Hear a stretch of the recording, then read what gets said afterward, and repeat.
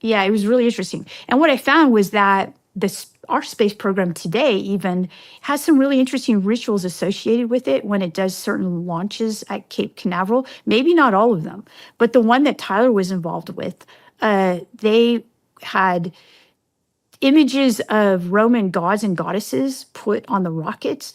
They would use Latin on their patches, their mission patches. And they would also have specific rituals that they would do, sometimes Like what? involving US presidents.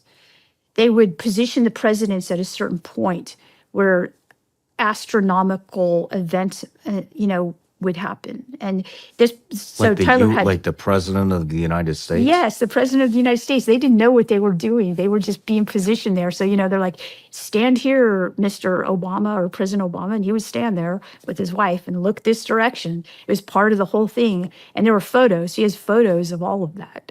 I mean, can you be a little more specific?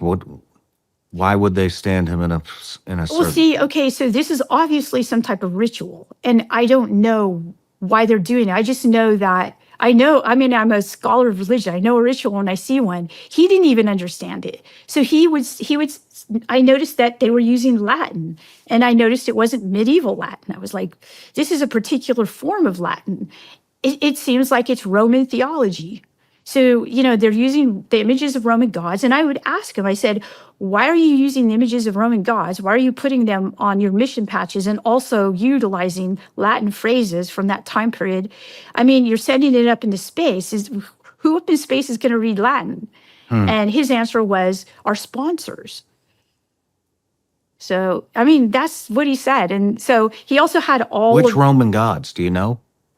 Yeah, so there would be obviously Apollo, right? So all the missions, if you think of all the missions, they're all those gods and goddesses. Do you have any ideas of where this stemmed from? So I do. It's just a theory though. So I could be completely wrong.